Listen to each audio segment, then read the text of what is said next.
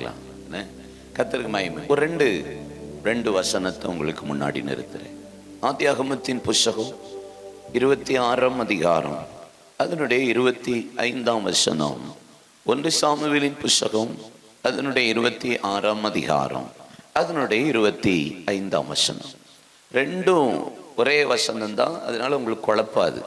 ஆதியாகமம் Genesis chapter 26 verse 25, 1 Samuel chapter 26 verse 25, 26, 25. இந்த ரெண்டு வேத பகுதியில் ஒன்று ஈசாக்கை பார்த்து சொல்லுகிற ஈசாக்கு செய்த காரியம் போட்டிருக்கு, இன்னொரு பக்கம் தாவீது செய்த காரியம் போடப்பட்டிருக்கிறார். சவுல் தாவீதை ஆசீர்வதித்த ஒரு காரியம் போட்டிருக்கு. என் மகனே தாவீது, நீ கர்த்தரால் ஆசீர்வதிக்கப்பட்டவன், மேன்மேலும் பலப்படுவாய், நீ பெரிய காரியங்களை செய்வாய் என்று போடப்பட்டிருக்கு. இங்க ஈசாக்கு சொல்லுகிற ஈசாக்கு பத்தி சொல்லும் போது, ஈசாக்கு கர்த்தருக்கு ஒரு பலிபீடம் கட்டினான், குடும்பத்துக்கு ஒரு கூடாரம் போட்டான், ஜனங்களுக்கு ஒரு துறவு தோண்டினான். 3 காரியம் இருக்கு இல்ல? கர்த்தருக்கு பலிபீடம், குடும்பத்துக்கு கூடாரம், 3வது ஜனங்களுக்காக துறவு. இந்த 3 விஷயத்தை செய்தான். கர்த்தர் அவன் ஆசீர்வதித்த விதங்கள் எல்லாம் வேதத்துல போடப்பட்டிருக்கிற. ஈசாக்க ஆசீர்வதித்த ஒரு 4 ஆசீர்வாதத்தை உங்களுக்கு நான் சொல்லுவேன். அதுல முக்கியமான விஷயத்தை அதுக்கு பின்னாடி நான் உங்களோட பேசுவேன். ஈசாக்க கர்த்தர் 4 விதத்துல தேவன் ஆசீர்வதித்தார். 1, ஈசாக்க பத்தி நான் சில விஷயங்கள் சொன்னா உங்களுக்கு அது விளங்கும். ஈசாக்கு அப்படின்னு சொன்னா, ஈசாக்கு பிறக்கிறதுக்கு முன்னாடியே பெயரிடப்பட்டவர். பைபிள்ல மொத்தம் 8 பேர் பிறக்கிறதுக்கு முன்னாடி பெயரிடப்பட்டவர்கள் இருக்கிறார்கள். அதுல ஒரு ஆளு ஈசாக்கு. வேதத்துல 8 பேரையும் சொல்லிடுறேன், வேணாலும் குறிச்சுக்கோங்க. பிறக்கிறதுக்கு முன்னாடி பெயரிடப்பட்ட 8 பேர். ஒருத்தர் பேர் இஸ்மவேல், 2வது ஈசாக், 3வது சாலமோன், 4வது யோசியா, 5வது கோரேஸ், 6வது மகேர் சலால் அஷ்பாஸ், 7வது யோவான் ஸ்நானகன், 8வது இயேசு கிறிஸ்து. 8 பேர் பிறக்கிறதுக்கு முன்னாடி பெயரிடப்பட்டவர்கள். ஒருத்தன் இஸ்மவேல், 2வது ஈசாக்கு, 3வது சாலமோன், 4வது கோரே யோசியா, 5வது கோரேஸ், 6வது மகேர் சலால் அஷ்பாஸ். யாரும் தெரியல மகேர் சலால் அஷ்பாஸ். என்ன முறைக்கிறத பார்த்தாலே தெரியுது. ஆமா ஆமா, ஏசியாவுடைய மகன் தான் மகேர் சலால் அஷ்பாஸ். சரியா? ஆமா. 7வது யோவான் ஸ்நானகன், 8வது இயேசு கிறிஸ்து. மொத்தம் 8 பேர் பிறக்கிறதுக்கு முன்னாடியே பெயரிடப்பட்டவர்கள். அதுல ஈசாக்கும் பிறக்கிறதுக்கு முன்னாடி பெயரிடப்பட்டவன் என்று அவனை குறித்து வேதம் சொல்கிறது. அப்படின்னா God has a purpose for everything. எல்லாவற்றுக்கும் ஒரு தேவ திட்டத்தை தேவன் வைத்திருக்கிறார். அதுல பிறக்கிறதுக்கு முன்னாடியே கர்த்தர் ஒரு மனுஷனை பெயர் சொல்லி அழைத்து அறிந்திருக்கிறார்னா, ஆதியாகமம் 17:19 நீங்க வாசிச்சு பார்த்தீங்கன்னா, ஆபிரகாமுக்கு கர்த்தர் தரிசனமாகி, நான் உனக்கு குமாரனை கொடுப்பேன், அவனுக்கு ஈசாக்கு என்று பெயரிடுவாயாக. ஈசாக்கு அப்படின்னு சொன்னா என்னை கர்த்தர் நகைக்க பண்ணினார். உங்களை கர்த்தர் முதல்ல சந்தோஷப்படுத்துவாராக. ஆண்டவர் நம்மளை தெரிந்து கொண்ட நோக்கம், நம்மளை தேவன் நடத்துகிற நோக்கமே நம்மையும் நம்மளை சுற்றி இருக்கிற எல்லாம் சந்தோஷமா இருக்கிறது தான் முதல்ல தேவ திட்டமை. ஒரு நாள் துக்கத்தோடு இருக்கிறது, ஒரு நாளும் வேதனையோடு இருக்கிறத கர்த்தர் ஒரு நாள் விரும்புகிறவர் அல்லவே அல்ல. அதனாலதான் அப்போஸ்தலனாகிய பவுல் அடிக்கடி பிலிப்பியருக்கு எழுதும் போதும் சரி, கொலோசியருக்கு எழுதும் போதும் சரி, கொரிந்தியருக்கு எழுதும் போது சொல்லுகிறார், சந்தோஷமா இருங்கள், சந்தோஷமா இருங்கள் என்று மறுபடியும் சொல்லுகிறேன். எழுதினவைகளை எழுதுகிறது எனக்கு விசனமா இல்லை, அது உங்களுக்கு நலமா இருக்கும்படி எழுதுகிறேன். எப்பயுமே பிசாசு முதல்ல கை வைக்கிறது எங்க தெரியுமா? நம்ம சந்தோஷத்தை கெடுத்துட்டா போதும், எல்லாமே ஆட்டோமேட்டிக்கா எல்லாம் டேமேஜ் ஆயிரும். முதல்ல உங்களை கை வைக்கிற ஏரியாவே உங்க சந்தோஷத்தை, உங்க சமாதானத்தை, உங்க மகிழ்ச்சியை கெடுக்கிறது தான் பிசாசுடைய பெரிய தந்திரம் வேலை. எந்த காரணத்தை கொண்டு உங்க சந்தோஷத்தை நீங்க இழந்துடவே கூடாது, உங்க சமாதானத்தை நீங்க இழந்துடவே கூடாது. Peace in your gate. ஐயா இங்க வாங்க, சும்மா வாங்க, come come come, no problem. Peace in your gate. உங்கள் வாசப்படியில சமாதானம், உங்கள் நிலைக்கால்கள்ல சமாதானம். எப்போதுமே சந்தோஷத்தை நீங்க விரும்பும். நான் அடிக்கடி என் மனைவிட்ட, என் பிள்ளைகள்கிட்ட, நான் கம்பெனியில் இருக்கும்போது சொல்லுவேன், இப்போ என் சர்ச்சில் சொல்லிட்டு இருக்க ஒரு காரியம் தான், நீ எதை வேணாலும் இழந்துரு, எதை வேணாலும் இழங்குறதுக்கு நீ ஆசையா இரு, உன் சந்தோஷத்தையும் சமாதானத்தையும் மட்டும் இழந்துடாத அப்படின்பேன். அது போயிருச்சுன்னு வச்சுக்கோங்களேன், உங்களால ஒண்ணுமே செய்ய முடியாது. உங்களை இவருங்களேன், பாவம் உள்ள ஒரு மனிதனை எப்படி கர்த்தர் பயன்படுத்த முடியாதோ அதே போல சோர்வு உள்ள மனிதனையும் கர்த்தர் பயன்படுத்த முடியாது. பிசாசு கையில் எடுக்கிற மிகப்பெரிய ஆயுதம் என்ன தெரியுமா? சோர்வு தான். உங்களை சோர்வாக்கிட்டா உங்களை மூவ் பண்ண விடாம பண்ணிடுவான், உங்களை செயலிழக்க பண்ணிடுவான், உங்களால வேலை பார்க்க விட மாட்டான், உங்களை சிந்திக்க விட மாட்டான், உங்க குடும்பத்தோட உட்கார்ந்து பேச விட மாட்டான். இது பிசாசனுடைய பெரிய தந்திரம். அதனாலதான் யோபு சொல்றாரு, யோபு பத்தி நான் பார்க்கும்போது அப்படிதான் நான் நினைக்கிறேன். இல்ல, கர்த்தர் எல்லாவற்றையும் கொடுத்த போதிலும் ஆவிக்குரியவனாகவே இருந்தான். எல்லாவற்றையும் சொத்து போன போதிலும் கர்த்தர் கொடுத்தார், கர்த்தர் எடுத்தார், கர்த்தருடைய பரிசுத்த நாமத்துக்கு ஸ்தோத்திரம்னு சொன்னான். 10 பிள்ளைகள் செத்த போதிலும் நன்மையை பெற்ற நான் தீமையை பெறாதிருப்பது எப்படின்னு சொன்னான். மனைவி தேவனை தூஷித்து ஜீவனை விடும் என்று சொன்ன போது, அவர் என்னை கொன்று போட்டாலும் அவர் மீது நான் நம்பிக்கையா இருப்பேன். அந்நிய கண்கள் அல்ல, என் சொந்த கண்கள் காணும் என்னை நான் அவருக்கு முன்பாக ரூபகாரப்படுத்துவேன். எல்லாம் இருந்த போதிலும் ஆவிக்குரியவன், எல்லாம் இழந்த போதிலும் ஆவிக்குரியவன், எல்லாம் தூஷித்த போதிலும் ஆவிக்குரியவன், எல்லாவற்றையும் கர்த்தர் திருப்பி தந்த போதிலும் அவன் ஆவிக்குரியவனா இருந்தான். ஏன்னா அவன் வச்சிருக்கிற நம்பிக்கையும் சந்தோஷமும் சமாதானமும் கர்த்தர் மேல. அல்லேலூயா. அப்போ நீங்க எதை வேணாலும் இழக்கலாம், சொத்தை இழக்கலாம், பிசினஸை கூட இழக்கலாம். ஆமாம். ஒன்று சொல்லுவேன், தப்பா நினைச்சுக்க மாட்டீங்களா?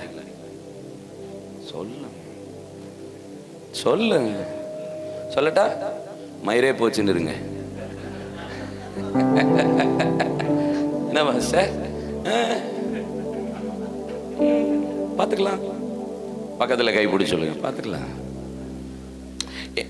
நான் உங்கள்கிட்ட கேட்குறேன், இயேசுவை விட நீங்கள் பெரிய ஆளா? சொல்லுங்க. அவர் என்ன ஆசீர்வதிச்சாதான் நான் ஆசீர்வாதமாக இருக்க முடியும்.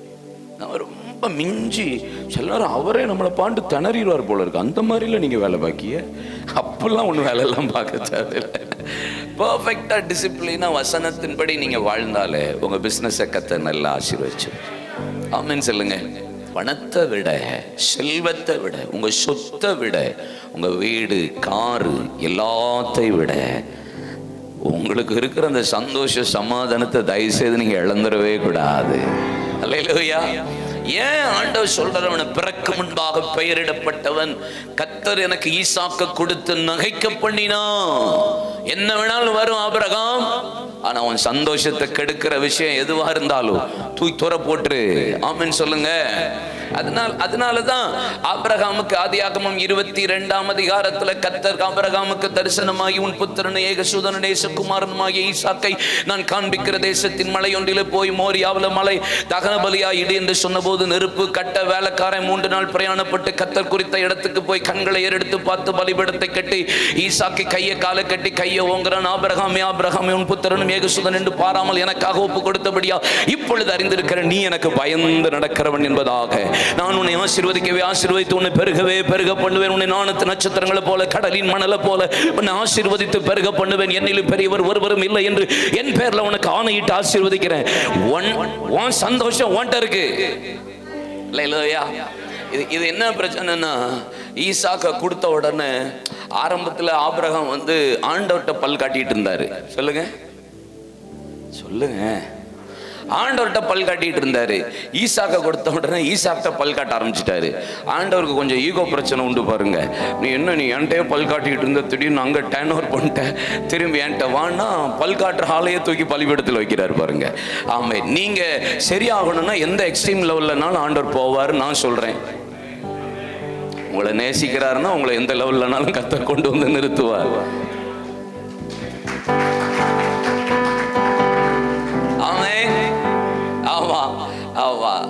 அதுக்காக எந்த எக்ஸ்ட்ரீம் லெவல்னாலும் போவார் ஆண்டவர். தேவன் சந்தோஷம் பண்ணினா, நகைக்க பண்ணி.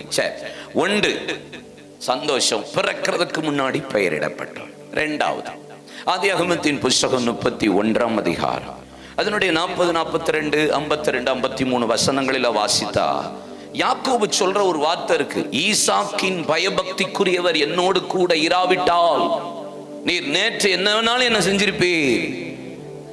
ஈசாக்குரிய பயபக்திக்குரியவர் என்னோடு கூட இராவிட்டால். யாக்கோபு லாபானை பார்த்து சொல்றான், கர்த்தர் உம்மை நேற்று இரவு கடிந்து கொண்டாரே. ஈசாக்கின் பயபக்திக்குரியவர். ஆபிரகாமின் பயபக்திக்குரியவர் எங்கேயாவது பைபிள்ல? நெவர். யாக்கோபின் பயபக்திக்குரியவர்? நெவர். யாக்கோவின் சந்ததியில? நோ. ஆனா ஈசாக்கு மாத்திரம் சொல்லப்பட்டிருக்கு ஈசாக்கின் பயபக்திக்குரியவர் என்பதாக. ஏன் அவனை பத்தி ஏன் யாக்கோபு எங்க அப்பா ரொம்ப பயபக்திக்குரியவர் அப்படின்னு சொல்றதுக்கு காரணம் என்னன்னா, ஈசாக்கு எப்படிப்பட்ட ஆளுன்னா, பாருங்க, தேவனுக்கும் கீழ்ப்படிந்திருந்தான், தன் தகப்பனுக்கும் கீழ்ப்படிந்திருந்தான். தேவனுக்கு எந்த அளவுக்கு கீழ்ப்படிஞ்சிருந்தானோ அந்த அளவுக்கு தகப்பனுக்கும் கீழ்ப்படிந்து, இல்ல போற வழியிலே அப்பா கூட்டு போறாரு, இல்ல வேலைக்காரனை விட்டுட்டு கட்டை நெருப்பு கழுதெல்லாம் விட்டுட்டு மேலே கூட்டு போறாரு. மேலே கூட்டு போய் கையை காலை கட்டும்போது யோசிச்சு பாருங்களேன், என்னப்பா அப்படின்னு. இல்லை உன்னை பலியா கொடுக்க போறேன். கிழட்டு பயல, உனக்கு 100 வயசுல பிள்ளைய கொடுத்தா நீ என்னையே போடுறியா, உன்னை பலிபடத்துல கட்டுறேன்னு ஆபிரகாம கட்டி இப்ப இருக்க ஜெனரேஷன் போட்டுரும். இல்ல ஆமா, இப்ப இருக்க ஜெனரேஷன் எப்படி தெரியுமா, அப்பாவது கேளடி அப்படின்னு சொல்லிட்டு போடுறதுல என்ன லெவல்ல இருக்க முடியுமோ. ஆமா, இப்ப பாத்தீங்கன்னா தெரியும்ல, ஒரு எலெக்ஷன்ல அப்பா தோத்துட்டாருன்னு பிள்ளை டான்ஸ் ஆடுறத பாத்தீங்கல்ல, எப்படி எல்லாம் இருக்கு நிலைமை. நம்ம எப்படி சிக்கிருக்கோம் பாருங்க பாஸ்டர். தேசத்துல தோத்துறோம். இதுக்கெல்லாம் தயவுசே நீங்க ஜெபம் பண்ணியே ஆகணும், வேற வழி கிடையாது. நல்லா ஜெபம் பண்ணுங்க. ஆமென். கர்த்தருக்கு மகிமை உண்டாகட்டும். சோ தேவனுக்கு கீழ்ப்படிந்தது போல தகப்பனுக்கு கீழ்ப்படிந்திருந்தான். ஒன்று. இரண்டாவது நான் சொல்லுகிறேன், ஈசாக்கின் பயபக்திக்குரியவர் என்று சொன்னால், இரண்டாவது நான் சொல்றேன், அவனுடைய சரீர ஆசீர்வாதம் எல்லாம் தேடி போனாங்க. இவன் ஆசீர்வாதம் மட்டும் இவனுக்கு தேடி வந்தது. ரெபெக்காள் இவன் தியானம் பண்ணி கொண்டிருந்தான்.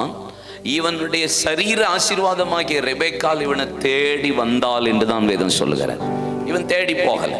உங்க சரீரத்துக்குரிய நன்மை, உங்க சரீரத்துக்குரிய ஆசீர்வாதத்தை நீங்க தேடி போக தேவையில்லை. பயபக்திக்குரியவர்களா இருந்தீங்கன்னா உங்களை தேடி கர்த்தருடைய ஆசீர்வாதம் வரும். இரண்டாவது. மூன்றாவது, ஒரே மனைவியினுடைய புருஷன் ஈசாக்.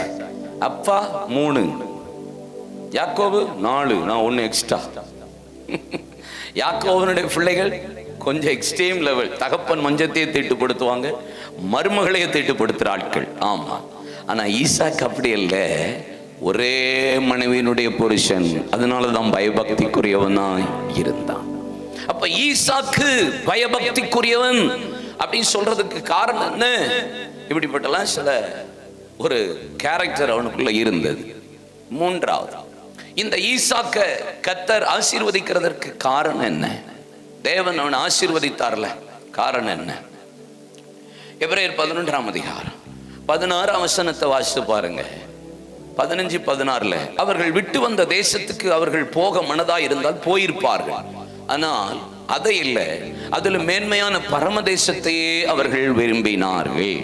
அப்படின்னா பிதாக்களுடைய எண்ணம் முழுசும் எப்படி இருந்துச்சு தெரியுமா?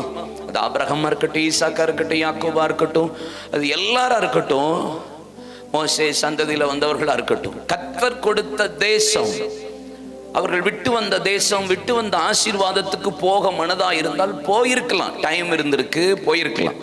ஆனா அவங்க அதை விரும்பல. அதிலும் மேலான பரமதேசத்தை விரும்பினார்கள்.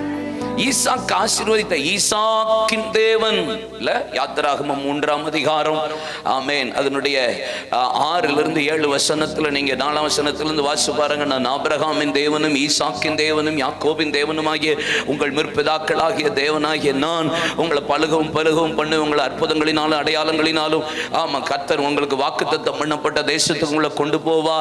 ஆமா, உங்கள் உபத்திரவத்தை பார்த்தேன், ஆளோட்டிகளின் நிமித்தம் விடுகிற கூக்குரலை கேட்டேன், பெருமூச்சின் சத்தம் தேவ சமூகத்தில் எட்டியது. அப்போ ஏன் ஈசாக்கின் தேவன் என்று சொல்லுகிறதற்கு ஏன் தேவன் வெட்கப்படல?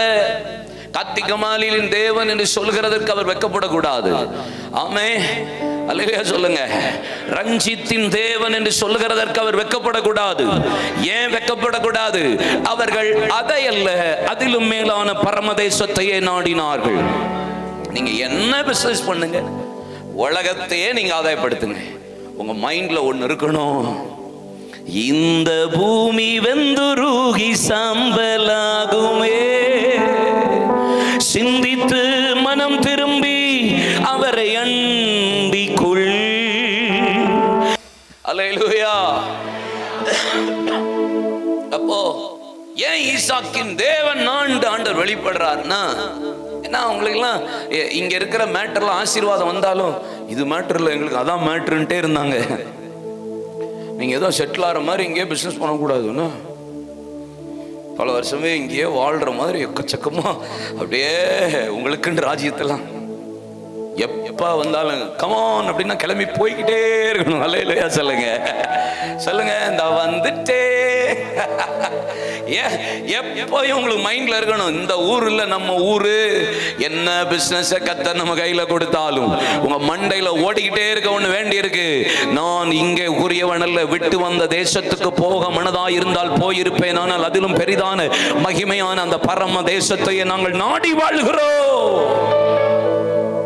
உங்களுக்கு மைண்ட்ல அது இருக்கணும் எப்பயுமே. என்ன வேணாலும் வரட்டும், போட்டும், கோடி கூட வரட்டும், தெருகோடிக்கு வந்துடப்படாது. அல்லேலூயா சொல்லுங்க. ஏசப்பா அங்க போய் சேர்ந்துடணும். ஆமென் சொல்லுங்க. அப்போ ஒண்ணு, அவன் பிறக்கு முன்பாக பெயரிடப்பட்டவன். 2 சொல்லுங்க, அதுதான் பிறக்கும் சந்தோஷம். 2 பயபக்திக்கு ஒரே. 3 அந்த பயபக்திக்குரியதுல தான் அந்த 3 பாயிண்ட் சொன்னேன். ஒரே மனைவியுடைய புருஷன் இல்ல,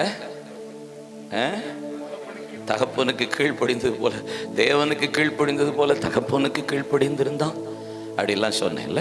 அவன் விட்டு வந்த தேசத்துக்கு போ. அவன் முழுசும் இருதயம் முழுசும் அங்கதான் இருந்துச்சு. ஃபுல்லா மைண்ட் ஃபுல்லா அங்கதான் இருந்துச்சு. இப்ப இந்த ஈசாக்கை பத்தி சொல்லும் போது நான் 26, 25 சொன்னேன். நான் சொல்ற வார்த்தையை திரும்பி சொல்றீங்களா? கர்த்தருக்கு பலிபீடம், தனக்கு ஒரு கூடாரம், 3வது ஜனங்களுக்கு துறவு. ஆர்டர் பார்த்தீங்களா? கர்த்தருக்கு பலிபீடம், குடும்பத்துக்கு கூடாரம், ஜனங்களுக்கு துறவு. அப்படின்னா என்ன? முதல்ல கர்த்தர், 2வது ஃபேமிலி, 3வது பிசினஸ். எப்படி அழகா சொல்லி கொடுக்கிறாரு பாருங்க நமக்கு. கர்த்தருக்கு பலிபீடம், குடும்பத்துக்கு கூடாரம், ஜனங்களுக்கு துறவு. நான் முதல்ல கர்த்தருக்கு ஆசீர்வாதமா இருக்கணும், 2வது என் குடும்பத்துக்கு ஆசீர்வாதமா இருக்கணும், 3வது தான் தேசத்துக்கு ஜனங்களுக்கு மற்றவங்களுக்கு ஆசீர்வாதமா இருக்கணும். நான் எனக்கே கர்த்தருக்கே ஆசீர்வாதமா இல்லாத போது, என் குடும்பத்துக்கே நான் ஆசீர்வாதமா இல்லாத போது, நான் ஊருக்கு செண்டு வாசனை அடிச்சு என்ன பிரயோஜனம்? பரிசுத்த ஆவி உங்களிடத்துல வரும்போது பலனடைந்து சொல்லுங்க, எருசலேமிலும் யூதேயாவிலும் சமாரியாவிலும் பூமியின் கடைசி பரியந்தம் எனக்கு. சூப்பர்ல பாருங்க, பரிசுத்த ஆவி வர்றாரு, நீங்கள் பலனடைந்து எருசலேம் அப்படின்னா என்ன? வீட்டுக்குள்ளன்னு அர்த்தம். வீட்டுக்குள்ள சாட்சி. எருசலேமிலும் யூதேயாவிலும் தெருவுல சாட்சி. எருசலேம், யூதேயா, சமாரியா ஊர்ல சாட்சி. பூமியின் கடைசி வரும். அப்புறம் தான் ஊருக்கே நம்ம செண்டு வாசனை அடிக்கணும். முதல்ல செண்டு வாசனை எங்க அடிச்சிடக்கூடாது, அவரை நாரிரும் பார்த்துக்கோங்க. ஆமா, முதல்ல நம்ம எப்பயுமே வீட்டுக்கு பிளஸிங்கா இருக்கணும். எப்பயுமே உங்க சர்ச்சுக்கு நீங்க ஆசீர்வாதமா இருக்கணும், உங்க குடும்பத்துக்கு நீங்க ஆசீர்வாதம், உங்க ஃபேமிலிக்கு நீங்க ஆசீர்வாதமா இருக்கணும். எப்பயுமே அதுதான். நம்ம பெரிய உலகமாக பிசினஸ் பண்ற மாதிரி நோ டைம் அப்படின்ட்டுருவோம். என்னது? ஆமா, அந்த பேச்சே இருக்கக்கூடாது. அல்லேலூயா. அப்புறம் டோட்டல் டைம் கொடுத்து நம்மளை உட்கார வைப்பார் பாருங்க. உங்களுக்கு விளங்கலை, அவுட் ஆஃப் சிலபஸ் மாதிரியே பார்க்குறீங்க பாருங்க. நம்ம டைம் எடுத்து அவர்கிட்ட உட்காரலைன்னா அவர் நமக்கு டைமை கொடுத்து உட்காருன்னு கேட்ட போடுவார். அதையும் நான் சொல்லி தருவேன் உங்களுக்கு. ஆமென் சொல்லுங்க. சரி, ஈசாக்கை ஆசீர்வதித்த ஒரு 4 இடத்தை நான் உங்களுக்கு காண்பித்து கொடுக்குறேன். அதுக்கப்புறம் முக்கியமான ஒரு வார்த்தையை சொல்லி நான் முடிப்பேன். ஆமா, இங்க தானே சாப்பாடு, அப்ப கேட்ட போட்டுங்க. கத்தருக்கு மகிமை உண்டாகட்டும். முத 4 விஷயம், 4 இடத்தின் பேரை சொல்றேன், குறிச்சுக்கிறீங்களா? 4 இடத்தின் பேர் குறிச்சுக்கிறீங்களா? ஆதியாகமம் 25:11 லஹாயி ரோயி, எழுதிக்கோங்க. லஹாயி ரோயி 25:11 லஹாய் ரோய். இது நல்லா இருக்கு பேச அப்படின்ட்டு. 25:11 லஹாய் ரோய், சரியா? ரெண்டாவது 26:6 கேராரூர். கேராரூர் பக்கத்துல ஒரு ஐஃபன் போட்டு அதனுடைய அர்த்தத்தை நான் சொல்லுவேன், போட்டு வச்சுக்கோங்க. 26:6 கேராரூர். ஸ்தோத்திரம். மூன்றாவது அதே 26:17 கேராரூரின் பள்ளத்தாக்கு. கேராரூரின் பள்ளத்தாக்கு மூன்றாவது பிளேஸ். 4வது பெயர் சபா. என்ன சபா? பெயர் சபா. அதே 26:20 நீங்க வாசிச்சா அந்த வேத பகுதியை பார்க்கலாம். 26லயும் இருக்கு, 26 பெயர் சபா, சரியா? அப்ப 4 இடம் இருக்கு. ஒண்ணு சொல்லுங்க, ரெண்டாவது, மூணாவது, 4வது. Good, super. இப்போ கேராரூர்னா பக்கத்துல ஐஃபன் போட சொன்னல, முத இடத்துக்கு லகாயிரோய் சொன்னல, அதுக்கு அர்த்தம் சொல்றேன். அவர் என்னை காண்கிறார், அவர் என்னை காண்கிறார். லகாயிரோய்னா நீர் என்னை காண்கிற தேவன். கரெக்ட். ரெண்டாவது கேராரூர் அப்படின்னா என்ன அர்த்தம்னா காட்ஸ் வில், தேவ சித்தம் என்ற அர்த்தம். கேராரூர் அப்படின்னா தேவ சித்தம் அப்படின்னு அர்த்தம். ரெண்டாவது. மூன்றாவது கேராரூரின் பள்ளத்தாக்கு என்று சொன்னால் என்ன அர்த்தம்னா தேவ சித்தத்தை மூடி போடுகிற இடம் என்று அர்த்தம். கேராரூரின் பள்ளத்தாக்குன்னா தேவ சித்தத்தை மூடி போடுற இடம் என்ற அர்த்தம். அங்கேயும் கர்த்தர் அவனை கொண்டு போனான். 4வது பெயர் சபா அப்படின்னா டுவெல்லிங் பிளேஸ், தேவன் உலாவுகிற, தேவன் வாசம் பண்ணுகிற, தேவ பிரசன்ன நிரம்பின தேவ சமூகம் இல்ல, அப்படி போட்டுக்கோங்க பெயர் சபா. இப்ப 4 இடத்துக்கு கர்த்தர் அவனை கொண்டு போறா. 4 டிஃபரண்ட் கைண்ட் ஆஃப் பிளெஸிங் ஈசாக்குக்கு கர்த்தர் தரார். இந்த ஆதியாகமம் 25 நீங்க வாசிங்கன்னா ஈசாக்குக்கு பிள்ளை இல்லை. பிள்ளை இல்லைன்னா எத்தனை வருஷம் இல்லை? 20 வருஷமா? ஆமா, 20 வருஷம் பிள்ளை இல்லாம இருந்த ஈசாக்கு, வேதம் சொல்லுகிறது ஆபிரகாமுக்கு ஆண்டவர் பிள்ளை இல்லை, ஆனா வாக்குத்தத்தம் பண்ணி இருக்கிறார், உனக்கு நான் குமாரனை தருவேன். ஆதியாகமம் 15:5 நான் உனக்கு கேடகமும் மகா பெரிய பலனுமா இருப்பேன். ஆண்டவர்கிட்ட கேட்கிறான், தேவரீர் எனக்கு என்ன தருவீர்? என் வீட்டில் இருக்கிற எலியேசரின் வீட்டு விசாரணை கத்தனா இருக்கானு இவனா எனக்கு சுதந்திரவாளின்னு சொன்ன போது ஆபிரகாம் ஆண்டவர் சொல்லுகிறார், கூடாரத்திலிருந்து கையை பிடிச்சி வெளியே அழைத்து வானத்து நட்சத்திரங்களை எண்ணிப்பார், கடலின் மணலை எண்ணிப்பார், இவ்வளவு அவன் சந்ததியை ஆசீர்வதித்து பெருக பண்ணுவேன்னு சொல்லி வாக்குத்தத்தெல்லாம் கொடுத்திருக்கிறார். இவ்வளவு 15ஆம் அதிகாரத்தில் வாக்குத்தத்தம் கொடுத்துட்டு 16ஆம் அதிகாரத்தில் 15 முழுசும் கத்தட்ட பேசிட்டு 15ஆம் அதிகாரத்தில் ஃபுல்லா நம்ம அக்கா சாராக்கா கூட பேசி ஆமா யூட்டனை போட்டு டேக் டைவர்ஷன் நம்ம அக்கா ஆகார கூட சேர்ந்துட்டு அப்படி ஆமேன். பிள்ளை வேற வழியா மாம்சம், ஆவியில் இல்ல மாம்சம் வெளி வந்துருச்சு. இப்ப இஸ்மவேல் வந்தான். ஆதியாகமம் 16 கடைசி வசனத்தை பார்த்தா 86 வயது ஆன போது அவன் இஸ்மவேலை பெற்றான். 17ஆம் அதிகாரம் 1ஆம் வசனத்துல வாசித்தா ஆபிரகாமுக்கு 99 வயதாகும் போது கர்த்தர் ஆபிரகாமோடு பேசினார். nearly 13 long years, 13 வருஷத்துக்கு மேல கர்த்தர் ஆபிரகாமோடு பேசவே இல்லை. காரணம் என்ன? அவசரப்பட்டதுனால. தேவ சித்தத்தை விட்டுட்டு அவசரப்பட்டுட்டு ஆண்டோடைய வாக்கு தத்தத்தை நினைவு கூறாம அடுத்தவங்க சத்தத்தை கேட்டு போயிட்டான்.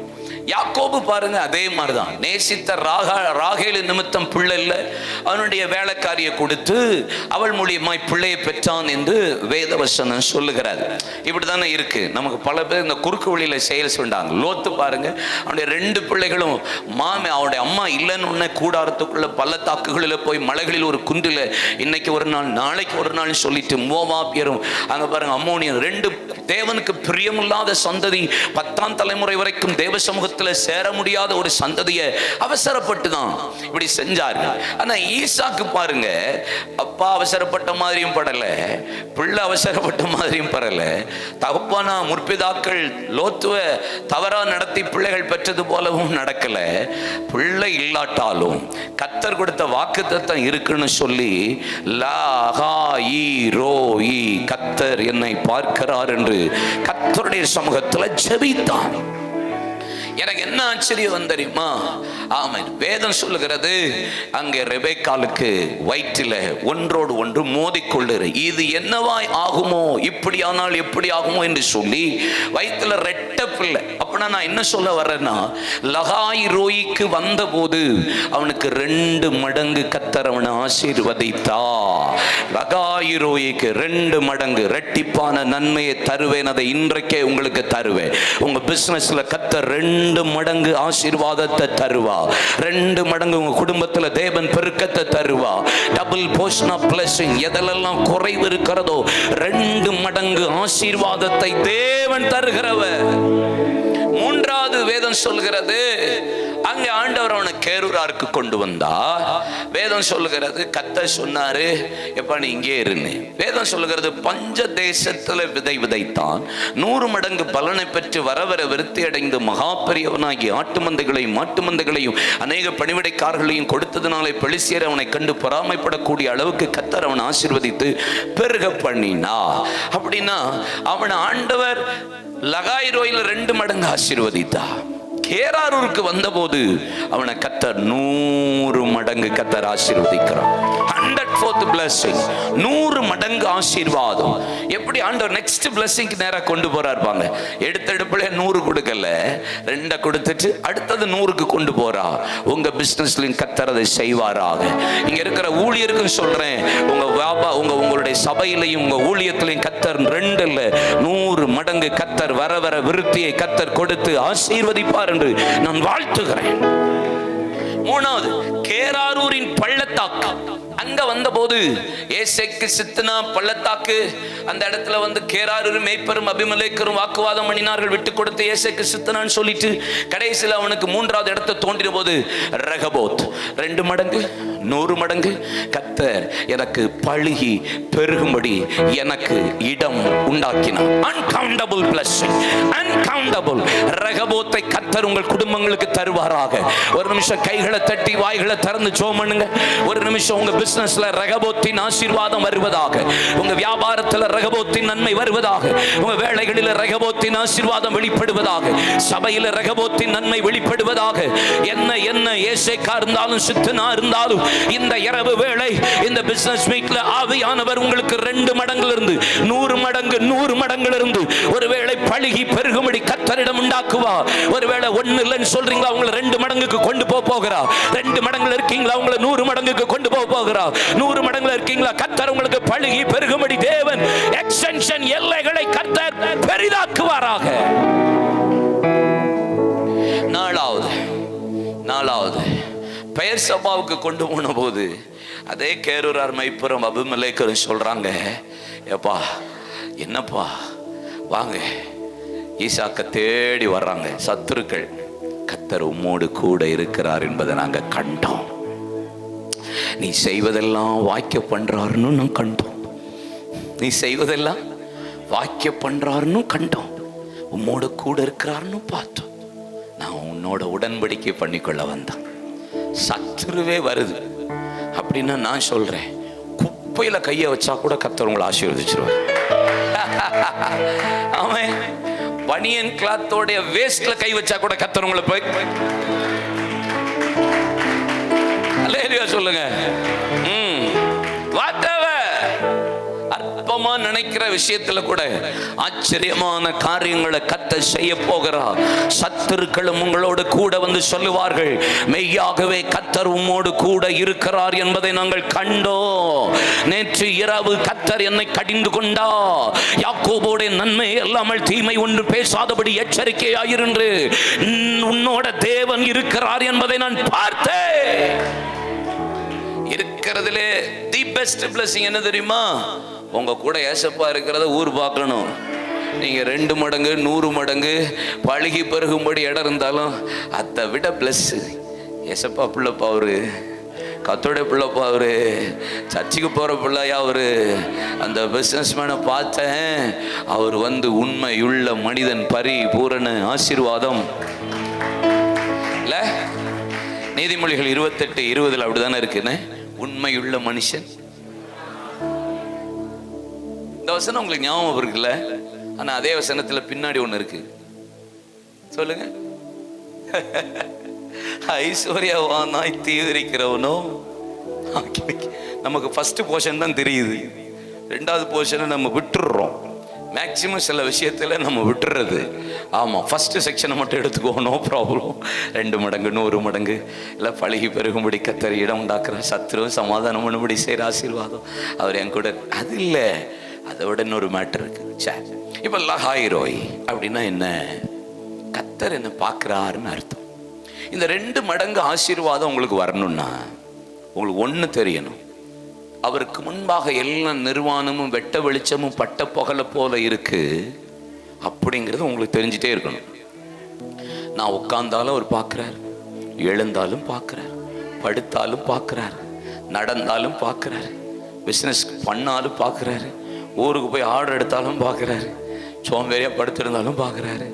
இல்லை, மனுஷன் செய்கிற நன்மையானாலும் தீமையானாலும் அந்தரங்கமானாலும் வெளியரங்கமானாலும் தேவ நியாயத்தில் கொண்டு வந்து நிறுத்துவார். ஒரு ஆளும் தப்ப முடியாது.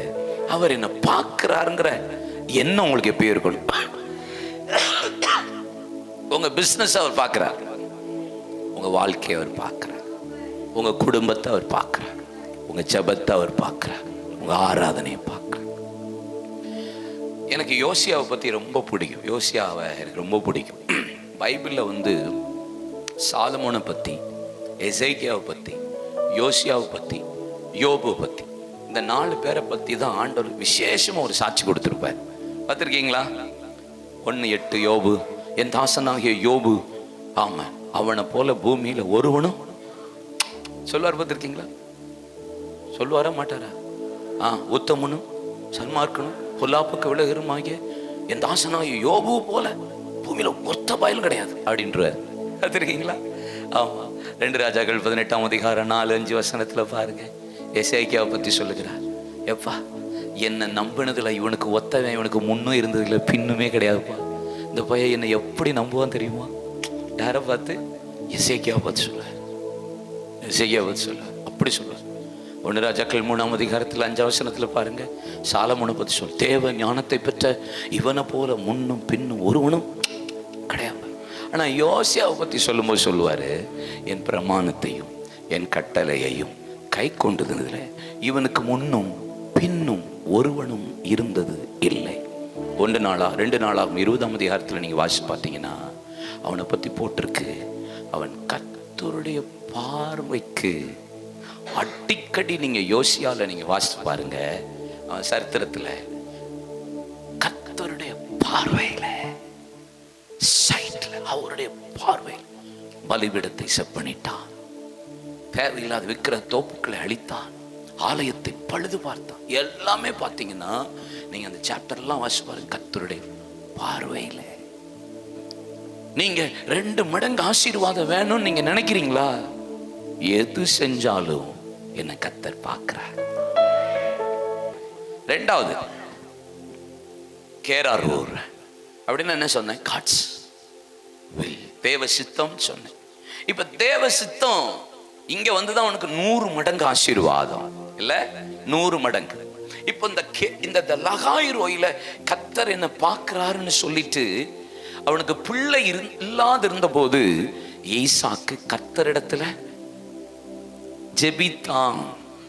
சோ உங்க ஃபவுண்டேஷன் 2 மடங்கு ஆசீர்வாதம் வர ஆரம்பிக்கணும்னு நினைக்கிறீங்கன்னா, பிஃபோர் காட் ப்ளீஸ், ஆமா, போய் முழங்கால நின்றுங்க.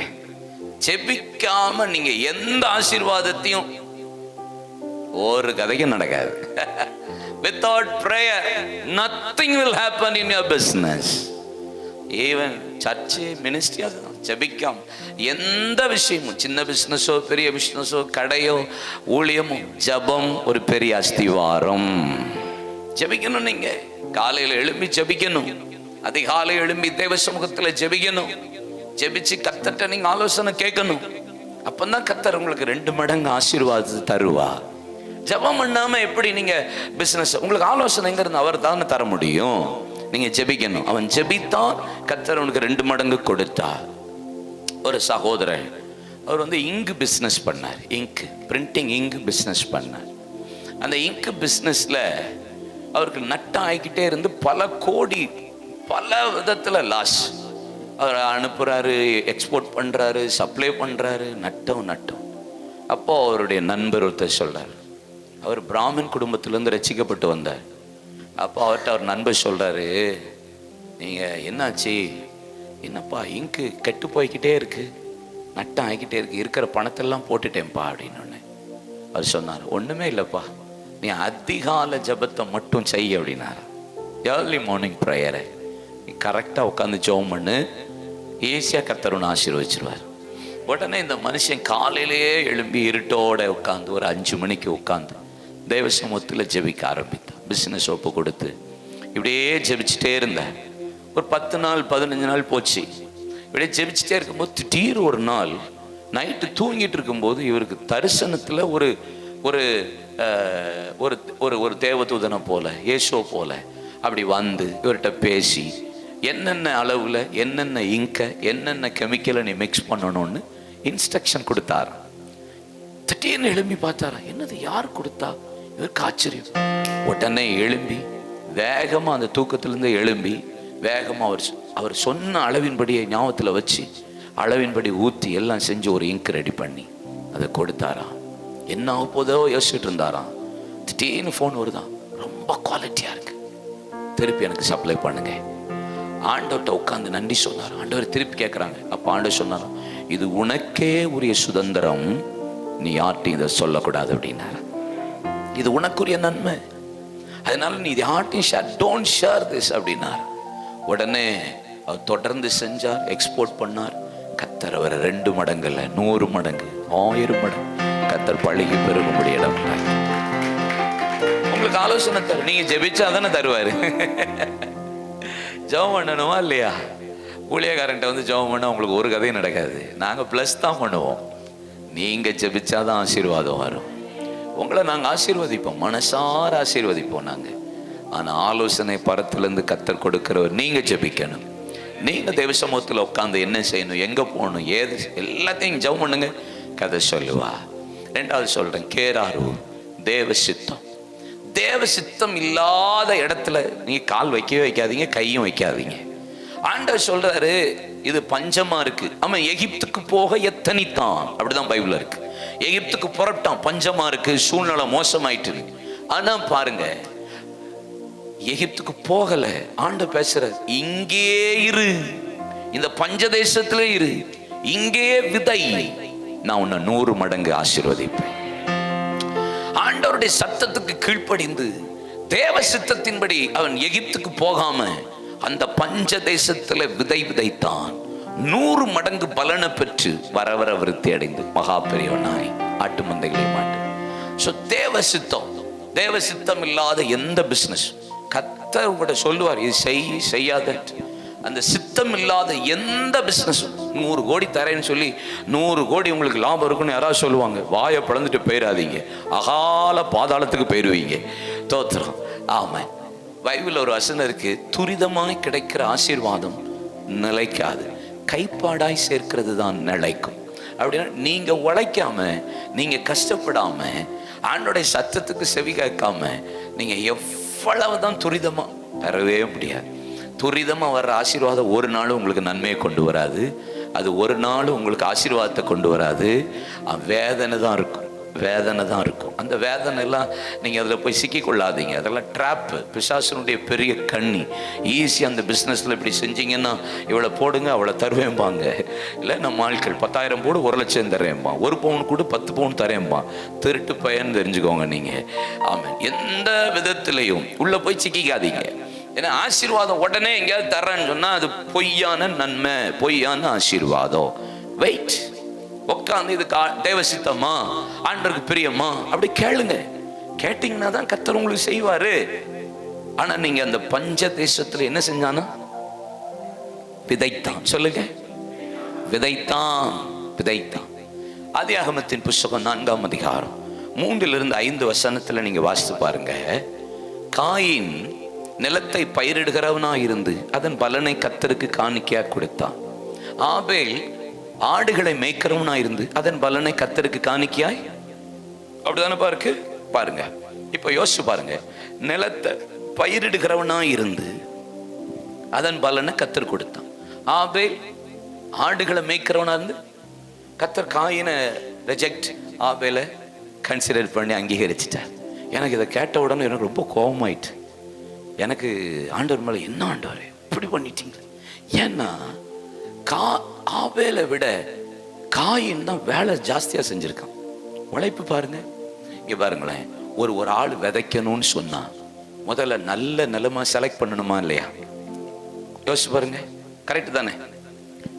மத்தேயு 13ஆம் வசனம் சொல்லுகிறது, 13ஆம் அதிகாரம், நல்ல நிலம் அப்படி 30, 60, 100 வழி அருகே விதைக்கப்பட்டது. ஆகாய்த்து பறவை முட்கள் உள்ள இடத்துல உலக மயக்கம், ஐஸ்வர்ய மயக்கம், உபத்திரம் நெருக்கி அது வளர விடலை. கற்பாறையில் விதைக்கப்பட்டது, வேர் போக முடியும்னா பலன் இல்லை.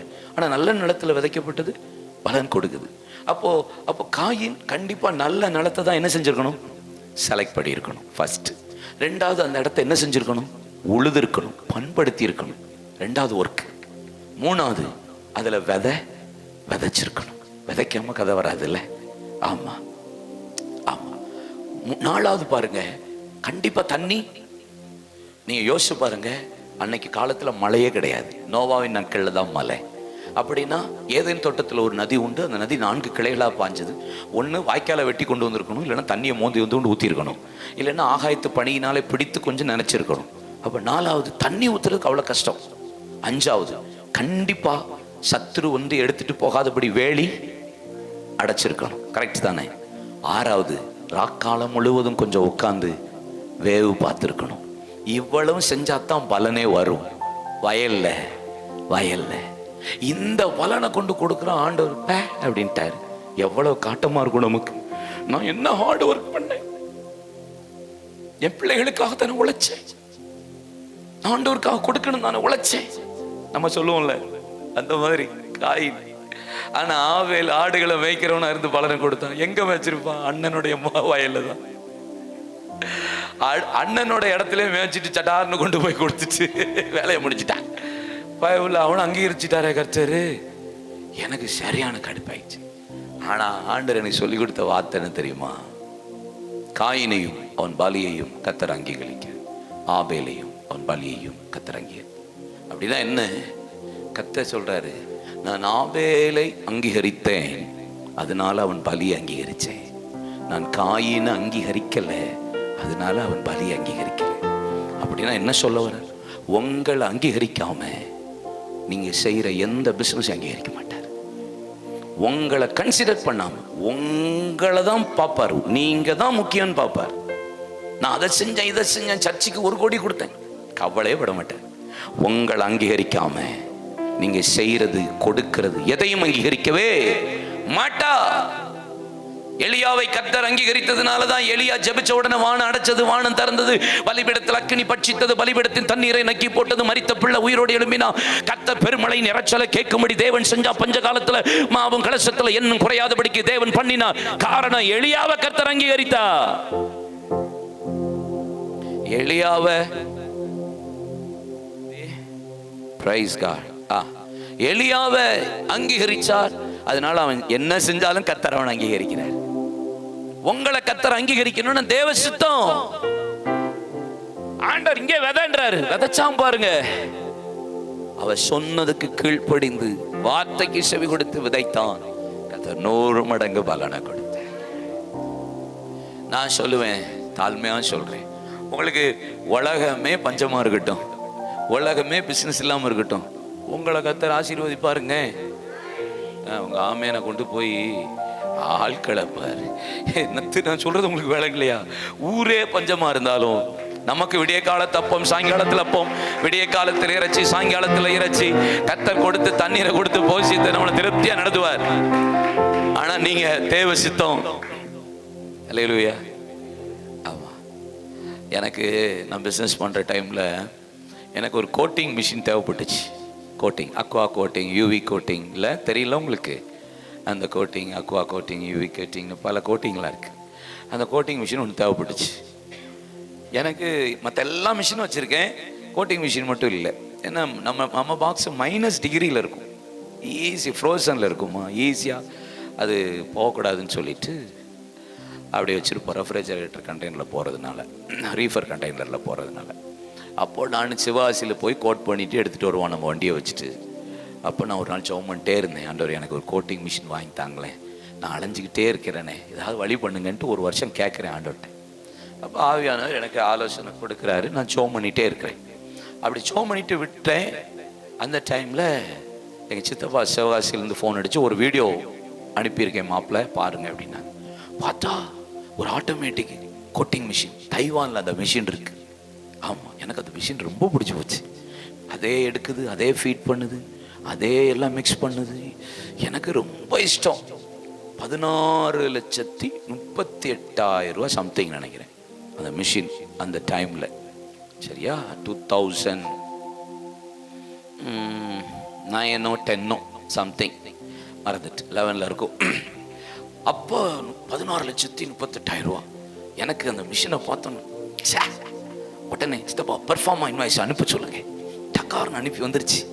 எல்லாம் எனக்கு மெயில் வந்துச்சு. நான் பிரிண்ட் அவுட் எடுத்து நான் பேங்க்குக்கு போகிறேன், கொடுத்து பேங்க் சென்ட்ரல் பேங்க்கில் கொடுக்குறேன். அவர் உடனே சாங்ஷன் பண்ணிடலாம், நீங்கள் ஏன் ஒரி பண்ணுறீங்க, உடனே சாங்ஷன் பண்ணிடலாம். உடனே நான் அந்த மிஷின் அளவு எடுத்து கம்பெனியில் அளவு பார்த்து ஸ்டார்டரு மெயின் எல்லாம் பெட் போல்ட்டெல்லாம் போட்டு இட்டு வச்சு எல்லாம் செஞ்சுட்டு பக்காவை பண்ணிட்டேன். போயிட்டு ஆண்டவரே இந்த மிஷினுங்கிறேன், ஆண்டவர் ரிப்ளே கொடுக்க மாட்டேங்காரு. No reply, no reply. ஒரு அசைவு கூட எனக்கு இல்லை.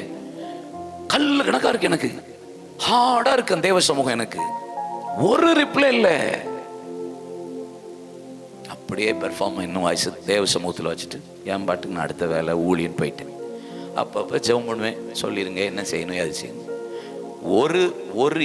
ஒரு ஆகஸ்ட்ல இது ஆரம்பிச்சது, ஒரு வருஷம் முடிஞ்சு ஜனவரி வந்துட்டு ஒரு ரிப்ளை ஆண்டோட்ட இருந்து எனக்கு ஒரு பதில் வசனம், ஒரு வார்த்தை ஒன்றுமே இல்லை.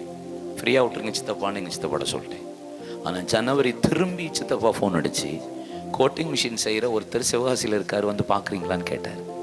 நான் போனேன் பார்த்தேன், அங்கே மிஷினே இல்லை, கம்ப்யூட்டர் இருந்துச்சு, மிஷினோட பார்ட்ஸ் இருந்துச்சு, பெரிய இடம். இப்போ தான் ஒரு மிஷின் செஞ்சு அனுப்பி விட்டேன்றார். கம்ப்யூட்டரில் ஓடுறத காமிச்சார், பார்த்துட்டேன். ப்ரௌச்சர் கொட்டேஷன் எல்லாம் வாங்கிட்டு காலையில் 4:30 மணிக்கு எஞ்சி ஜோம் பண்ணி உட்காடுறேன். ஆவியானார் அட்வான்ஸ் கொடுங்கிறாரு. என்னடா இது, போராடணும் பாரின் மிஷினுக்காக, இவர் அட்வான்ஸ் கொடுன்றார் ஆவியானார். உடனே ரூபா எடுத்து அனுப்பி விட்டேன். அவர் சொன்னார் 2.5 மாதம் நான் அனுப்பி தந்துடுவேன் அப்படின்னாரு. கரெக்டாக ஜனவரி கடைசியில் கொடுக்குறேன். ஏப்ரல் ஃபர்ஸ்ட் வீக்கில் கம்பெனியில் வந்து சல்லுன்னு அந்த மிஷின் வந்து இறங்கி எந்த இடம் ஃபிக்ஸ் பண்ணணும் அதே இடத்துல எரெக்ட் பண்ணி கொஞ்சம் சின்ன சின்ன அளவில் மாற்றம் பண்ணி எரெக்ட் பண்ணி இன்னைக்கும் என் மகன் அதை வச்சு ஓட்டிகிட்டு இருக்கான். 16,38,000 வெறும் 4.25 லட்சத்தில் என் கம்பெனியில் வந்து என்ன நம்ம பணத்தை அவர் நட்டப்படவே விட மாட்டார் தெரியுமா? நான் பார்த்துருக்கேன், ஒரு நாளும் பணத்தை நட்டப்படவே விட மாட்டார். போன ஒரு 2-3 வருஷத்துக்கு முன்னாடி தூத்துக்குடியில் செம்ம ஒரு ஃப்ளட் வந்துச்சு, பார்த்தீங்களா? சரியான ஃப்ளட் வந்துச்சு. நான் அதே அடுத்தது சொல்லணும்னு விரும்புகிறேன். தேவ சித்தம். 2வது சொல்கிறேன், கேராரூர் பள்ளத்தாக்கு. கேராரூர் பள்ளத்தாக்கு. இந்த பள்ளத்தாக்குல தான் கர்த்தர் அவனுக்கு ரெகபத்தை கொடுத்தா. அப்படின்னா என்ன அர்த்தம்னா, தேவ சித்தத்தை மூடி போடுற அளவுக்கு நமக்கு சூழ்நிலை வரும். ஆமா, தேவ சித்தமே வேண்டாம் அப்படி சொல்ற அளவுக்கு மூடி போடுற அளவுக்கு வரும். எப்படின்னா, எனக்கு என்ன ஆச்சரியம்னா, ஃப்ளட் வந்துச்சு பார்த்தீங்களா, அப்போ வந்து நான் பிஸ்னஸை விட்டு வெளியே அந்த வந்த டைம், அதுக்கு முந்தின வருஷம் தான் அவன் என் மகன் என்கிட்ட ஆலோசனை கேட்குறான் ஒரு காரியத்தை. இங்கே பாருங்களேன், ஆச்சரியம் என்னென்னா, ஹோல் கம்பெனி ஃப்ளட்டு, எல்லா மிஷினும் தண்ணியில் முங்கி கிடக்கு, பாக்ஸ் முழுசும் தண்ணி, எல்லா மிஷினும். ஒரு பெரிய மிஷின் இருக்கு, அதில் பாதி தண்ணியாக தான் இருந்துச்சு. பாதி தனியா தான் இருந்துச்சு. ஆமா, எனக்கு என்ன பெரிய ஆச்சரியம் தெரியுமா, தேவ சித்தத்தையே மூழ்கி போடுற அளவுக்கு இப்படி ஒரு சூழ்நிலை வந்துச்சா. அதுலயும் கர்த்தருக்காக நிற்க போது எனக்கு ஆச்சரிய ரெகோபோத்தை கர்த்தர் கொடுத்தார். என்னன்னா, போன வருஷம் வரைக்கும் அவன் என்கிட்ட கேட்டான், என்ன எதுக்கு இன்சூரன்ஸ் போடணும்னு என்கிட்ட கேட்டான். அதுக்கு முந்தின வருஷம் ஃபயருக்கு மட்டும் இன்சூரன்ஸ் போட்டிருக்கான். போன வருஷம் என்கிட்ட இன்சூரன்ஸை ரெனுவல் பண்ணும்போது எதுக்குப்பா போடன்னு கேட்டான். ஃப்ளட்டுக்கும் சேர்த்து போடுன்னு இருக்கேன் நான். எனக்கே தெரியாம என் வாயிலிருந்து அந்த வார்த்தை வந்திருக்கு. ஃப்ளட்டுக்கு போட்டதுனால 2 கோடி தப்பிச்சிச்சு. 2 கோடி தப்பிச்சிச்சு. கிருபை. பாருங்களேன், நம்ம தேவ சித்தத்தின்படி செஞ்சாலும் தேவ சித்தத்தை மூடி போடுற மளக்கு நமக்கு வாக்குவாதங்களும் பிரச்சனைகளும் பல விதத்துல வரும். எத்தனை முறை கேரூரார் மெய்ப்பரும் அபிமலேக்கரும் வாக்குவாதமும் சண்டையும் போட வந்த போதில் விட்டு கொடுத்து வாக்குவாதம் பண்ணாம பரவாயில்ல, இவன் தோன்றான் அவன் மூடி போடுறான், அவன் தோன்றான் அடுத்த மூடி போடுறான், அடுத்த தோன்றான் அவன் மூடி போட வரல இல்ல, இவன் தோன்றான் சத்துரு மூடி போடுறான், அடுத்த தோன்றான் மூடி போடுறான், அடுத்த தோன்றான் மூடி போட வரல. அப்படின்னா என்ன அர்த்தம் தெரியுமா? நீங்க தோன்றதுல சோர்ந்து போகாதீங்க, பிசாசு மூடுறதுல சோர்ந்து போயிடுவான். ஒரு ஸ்டேஜ் வரைக்கும் தான் உங்க கூட பிசாசு போராடும். பிசினஸா இருந்தாலும், உங்க குடும்ப காரியமா இருந்தாலும், சரீரமா இருந்தாலும், வியாபாரத்துல ஒரு ஸ்டேஜ் வரைக்கும் தான் முடியும். உங்க தேவ சித்தத்தை, ஆவிக்குரிய வாழ்க்கையை, ஜெபத்தை, ஆசீர்வாதத்தை மூடி போடுற அளவுக்கு போராடும். ஆனா நீங்க அந்த நேரம் தான் ரொம்ப கவனமா இருக்கணும். அவன் மூட வருவான், ஜெபத்தை மூட வருவான், ஆவிக்குரிய வாழ்க்கையை மூட வருவான், ஊழியத்தை மூட வருவான், கொடுக்கிறத மூட வருவான், விதைக்கிறத மூட வருவான். ஆனா நீங்க சொல்லணும், பொல்லாத சத்துருவே, நீ என்னத்தை மூடி போட்டாலும் நான் திரும்ப தோன்றதுல கை தட்டி வாய்களை திறந்து ஒரு நிமிஷம் ஜெபம் பண்ணுங்க. ஆமென். ஜெபத்துல சோர்ந்து போக மாட்டேன், கொடுக்கிறதுல சோர்ந்து போக மாட்டேன், ஊழியம் செய்கிறதுல சோர்ந்து போக மாட்டேன், உழைக்கிறதுல சோர்ந்து போக மாட்டேன், பிரயாசப்படுகிறதுல சோர்ந்து போக மாட்டேன், விதைக்கிறதுலையும் சோர்ந்து போகவே. பள்ளத்தின் நடுவில் நான் நடந்தே, அச்சத்தின் உச்சத்தை பார்த்தே, ஒளியில்லா இருளில் நான் நடந்தே, இயேசு இல்லா வாழ்வை நான் வெறுத்தேன். உடைத்தீ உருவாக்கினீ, சிட்சித்தீ சீர்படுத்தினீ, புடமிட்டீ புதிதாக்கினீ, பிரித்தீ பிரியாதிருந்தீ. எனக்கு நீருண்டு கலங்கின நேரத்தில் உன் கரம் என்னை நடத்தியதே. உங்க ஜபத்தை நிப்பாட்டுறதுக்கு எந்த வேலையினாலும் போகும்போது பிரதர், உங்களை ஜபத்தை நிறுத்த, உங்க பிரயாசத்தை நிறுத்த, மூடி போடுறதுக்கு எந்த எக்ஸ்ட்ரீம் லெவல்லனாலும் பிசாசு கை வைப்பான். புரியுதா உங்களுக்கு? பள்ளத்துல தூக்கி போடுறதுக்கு, மூடி போடுறதுக்கு. நீங்க சோர்ந்தே போயிடக்கூடாது. விட்டு கொடுத்துட்டு நோ சூடு நோ சோரணை. பக்கத்துல கை பிடிங்க, நோ சூடு சொல்லுங்க. பக்கத்துல பார்த்து நோ சூடு நோ சோரணை. அவன் ஆமா கத்தம்னாலும் சரிதான். பாத்துக்கலாம் யா, சொல்லுங்க. பாத்துக்கலாம் சொல்லுங்க. பாத்துக்கலாம் என்ன நடந்த போகுது பாத்துக்கலாம். அல்லேலூயா சொல்லுங்க. ஏசப்பா மிஞ்சி ஒன்றும் நடக்க போறது இல்லை. ஏசப்பா அப்படின்னா டுவெல்லிங் பிளேஸ், தேவ சமூகம், தேவ பிரசன்னம் அப்படின்னு. இந்த இடத்துக்கு வந்த போதுதான் கர்த்தர் அவனோடு கூட இருக்கிறான்றதை எல்லாரும் பார்த்தாங்க. இந்த 1 சாமுவேல் 7ஆம் அதிகாரம் 12ஆம் வசனத்துல சாமுவேல் சேனுக்கும் பிஸ்மாவுக்கும் நடுவே ஒரு கல்லை நிறுத்தி கர்த்தரை மட்டும் எனக்கு உதவி செய்தார் என்று அதற்கு எபனேசர் என்று பெயரிட்டு 13-14 வசனத்தில் சொல்லப்பட்டிருக்கிறது. சத்துருக்கள் எல்லாம் தாழ்த்தப்பட்டு போனார்கள். எல்லா சத்துருக்கள் எல்லாம் எதெல்லாம் பட்டணத்தை கொண்டு போச்சோ எல்லாத்தையும் திருப்பி கிடைச்சது. 3வது வார்த்தை எனக்கு ரொம்ப பிடிக்கும். எமோரியர்களுக்கு இஸ்ரவேல் ஜனங்களோடு சமாதானம் வந்துச்சான். அது என்னன்னா, ஒன்று தாழ்த்தப்பட்டு போச்சு சத்துரு, இன்னொன்று திரும்பி கிடைச்சது, இன்னொன்று தானாவே ஒரு கூட்டம் அவன்கிட்ட வருது. இவன் எதிர்பார்க்கல, ஒரு கூட்டம் தானாவே வரும். நான் சொல்லுவேன், பிஸ்னஸ் உங்களுக்கு தானாவே வரும், ஆர்டர் தானாவே வரும். உங்கள்கிட்ட சொல்றதுக்கு நான் மன்னிப்பு வேணாலும் கேட்டுக்கிறேன். நீங்க இப்படி இருக்கிறதா எனக்கு கஷ்டமா இருக்கு. சொல்லுங்க, தானாவே வரும். சொல்லுங்க ஆமென். தானாவே வரும். நீங்க தேடிலாம் போக வேண்டாம், தானா வரும். எதையுமே நீங்க ரொம்ப போராடக்கூடாது. தேவ சமூகத்துல உலகத்துல தானா வரும். அதுக்கு நீங்க காத்திருக்கணும். தேவ சமூகத்தை, தேவ பிரசன்னத்தை காத்துக்கோங்க. உங்க கம்பெனியா இருக்கட்டும், உங்க ஆபீஸா இருக்கட்டும், உங்க வேலை ஸ்தலமா இருக்கட்டும், காத்துக்கோங்க. என் கம்பெனியில் நான் இருக்கும்போது எனக்கு ஒரு ஃபேக்டரி மேனேஜர் இருந்தார், அகமது ஹுசைன் கான், இஸ்லாமியர். அவர் ஆரம்பத்திலிருந்து என் கூட இருந்தார். கடந்த கொஞ்சம் ஒரு 3 வருஷத்துக்கு முன்னாடி தான் ரொம்ப வயசாயிட்டுன்னு என்ன முடியல பிரதர்னு கிளம்பிட்டார். தம்பியும் அவனை ப்ளஸ் பண்ணி அனுப்பிட்டான். அப்போது அவர் என்னென்னா, எனக்கு ஆச்சரியமாக இருக்கும், எனக்கே வெக்கமாக இருக்கும்.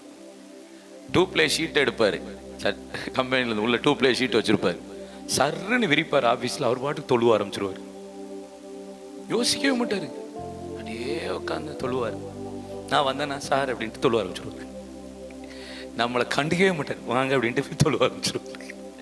ஆனால் நம்ம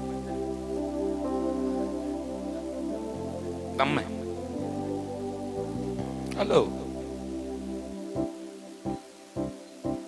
ஏதாவது வேலைன்னா அப்புறம் ஜோம் பார்த்து அப்புறம் ஜோம் பண்ணிக்கலாம், அந்த வந்துட்டேன்னு பேர்.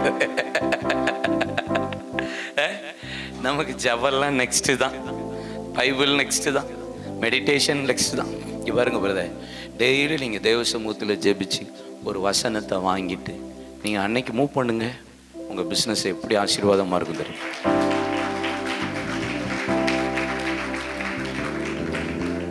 பயங்கரமாக இருக்கும், செம்மையாக இருக்கும். அல்லேலூயா.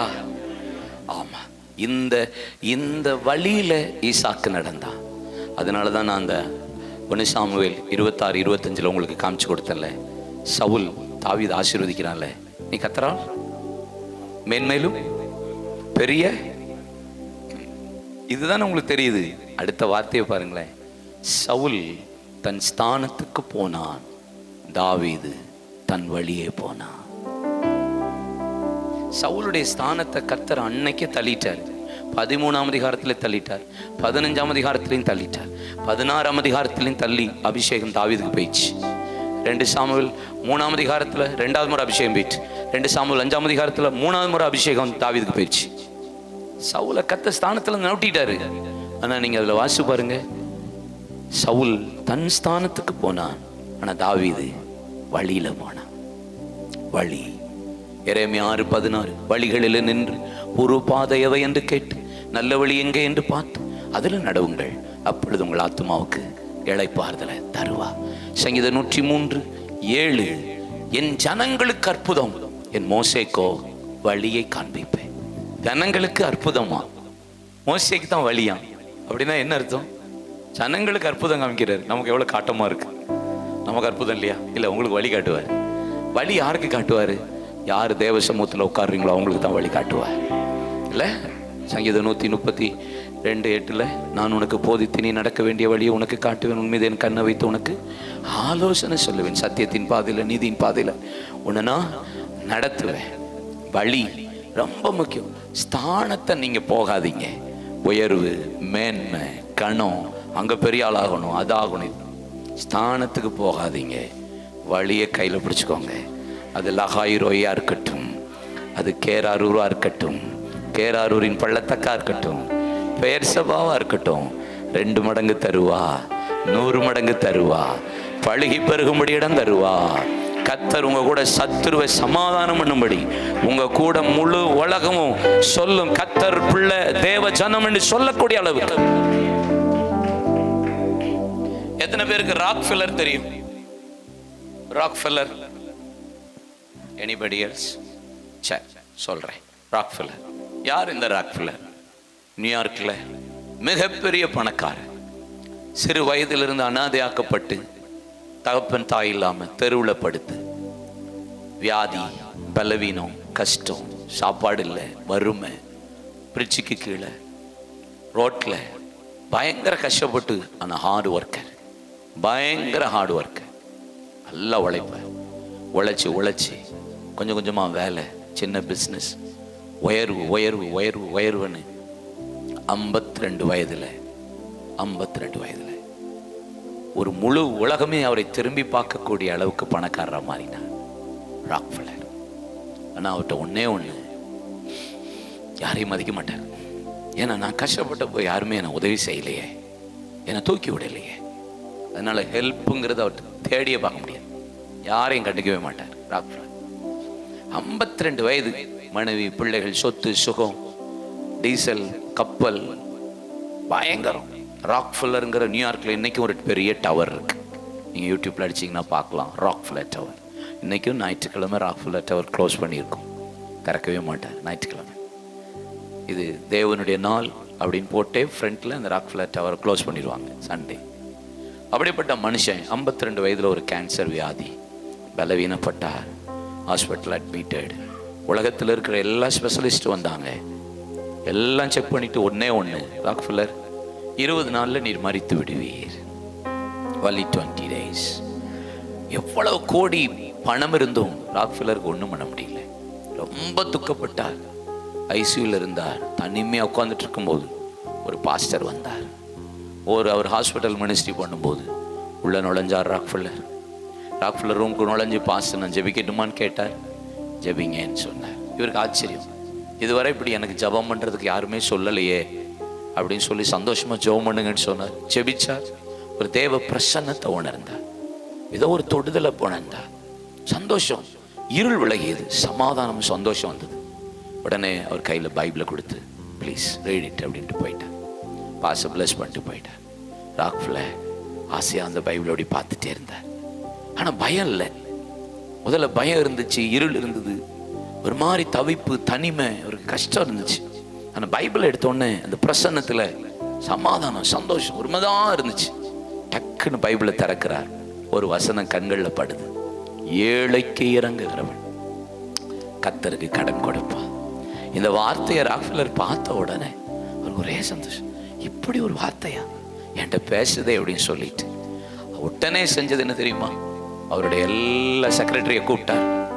ஹாஸ்பிட்டலே வச்சு ஹோல் நம்ம ஏரியாவில் இருக்கிற கஷ்டப்பட்டவங்க, விதவைகள், திக்கற்ற பிள்ளைகள், அனாதைகள் ஸ்டாட்டிஸ்டிக்ஸ் எடுங்கன்னு சொல்லி எல்லாத்துக்கும் உதவி செய்ய ஆரம்பித்தார்.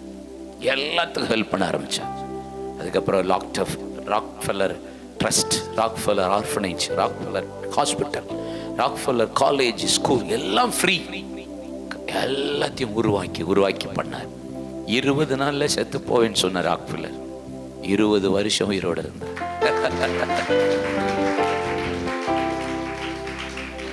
கடைசி வரைக்கும் பணத்தை அள்ளி விட்டாரு, ஏழைகளுக்கு இறங்கி கர்த்தருக்கு கொடுத்தார். அப்படிப்பட்ட ஒரு ஆசீர்வாதம் ராக்ஃபெல்லர். இன்னைக்கு நியூயார்க்கில் ராக்ஃபெல்லர் டவர் சண்டே க்ளோஸ் பண்ணியிருக்கோம். ஏன்னா இது கர்த்தருடைய நாள் அப்படின்னு ஃப்ரண்ட்டில் பெரிய போர்டு இருக்கும் ராக்ஃபெல்லர் டவர். ஸோ உங்களை பார்த்து சொல்கிறேன், நீங்கள் ஆசீர்வாதமாக இருக்கிறத விட, ஸ்தானம்ங்கிறத விட தேவன் உங்களை நடத்துகிற வழி ரொம்ப முக்கியம். இப்போ அநேகர் அதை செய்கிறதே கிடையாது. எவ்வளோ ரூபா வந்தாலும், லாஸ்ட்டாக என் மகளுக்கு ஒரு அவ பேரில் உள்ள ஒரு சொத்தை விற்றோம். அவள் கல்யாணத்துக்கு 80 லட்சத்துக்கு விற்றோம். 8 லட்சம் 10 லட்சத்தை சர்ச்சில் கொடுத்தாச்சு. ஸோ நீங்கள் கரெக்டாக இருக்கணும். அதை நீங்கள் செய்கிறதில்ல, இவ்வளோ கொடுக்கணுமோன்னு யோசிக்கக்கூடாது. நீங்கள் கொடுத்தாதான் உங்களுக்கு தருவார். சின்ன சின்ன விஷயத்துலையும் நீங்கள் கரெக்டாக இருக்கணும். நீங்கள் அதில் எவ்வளோ கரெக்டாக இருக்கீங்களோ, பணம் கொடுக்கறதில்ல, ஏழைகளுக்கு ஹெல்ப் பண்ணுறதில்ல, சரியா இருங்க, உங்களை கர்த்தர் உயர்த்துவா. நான் உங்களை ஆசீர்வதிக்கிறேன், மனசார ஆசீர்வதிக்கிறேன். ஆனால் நீங்கள் இந்த போட்டி, பொறாமைகள், வாக்குவாதங்கள், சண்டைகள் எல்லாம் வரும். நீங்கள் எல்லாத்திலையும் தேவ சுபாவத்தை வெளிப்படுத்தணுமே தவிர பிசாசுக்கு ஒரு நாள் இடம் கொடுத்துடக்கூடாது. உங்களை நீங்கள் காத்துக்கோங்க. உங்களை நீங்கள் ரொம்ப கவனமாக காத்துக்கணும். பிஸ்னஸில் நமக்கு அவ்வளோ ஸ்ட்ரெஸ் இருக்குது, கோபம் இருக்குது, எரிச்சல் இருக்குது. சில ஆட்களை பார்த்தா கோபம், சில சூழ்நிலை நமக்கு ரொம்ப கஷ்டமாக இருக்கும். சமாதானத்தை விரும்புங்க, சந்தோஷத்தை விரும்புங்க.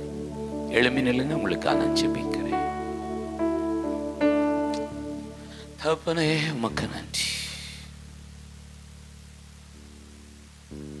நீர் மாத்திரம் போதும், நீர் மாத்திரம் மாத்திரம் போதும், நீர் மாத்திரம் போதும் எனக்கு. கை உயர்த்துறீங்களா? நீர் மாத்திரம் போதும், நீர் மாத்திரம் போதும், நீங்க மாத்திரம் போதும் எனக்கு. இயேசுவே நீரே என் ஆத்ம நேச, என் மேல் எவ்வளவு அன்பு கூர்ந்தே, என்னையே மீட்க உம்மையே தந்தீ, உம் அன்பிற்கு நிகர் இல்லையே. என் வாழ்நாள் முழுதும் உமக்காக வாழ்வே, நீரே என்றென்றும் போதும், நீர் மாத்திரம் போதும், நீர் மாத்திரம் போதும், நீங்க மாத்திரம் போதும் எனக்கு. நீர் மாத்திரம் போதும். உங்களை கர்த்தர் பெருக பண்ணுவார். போதும், உங்க சிறுமையை கண்ணோக்கி பார்க்கிற ஆண்டவர் போதும், 2 மடங்கு 100 மடங்கு பழுகி பெருகும்படி இடம் உண்டாக்குவா. தேவ சமூகத்தை மாத்திரம் அமர்ந்துருங்க. அவருடைய பிரசன்னத்துக்கும் அவருடைய சமூகத்துக்கும் முக்கியத்துவம் கொடுங்க. மாத்திரம் போதும் எனக்கு.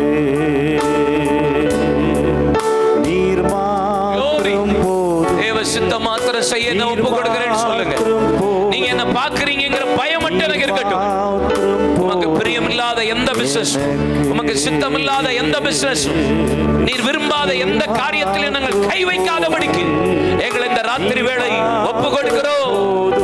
வாக்குவாதமோ மாம்சீகமோ எந்த விதத்தில் வராதபடி எங்களை வேலையடைப்பீராக.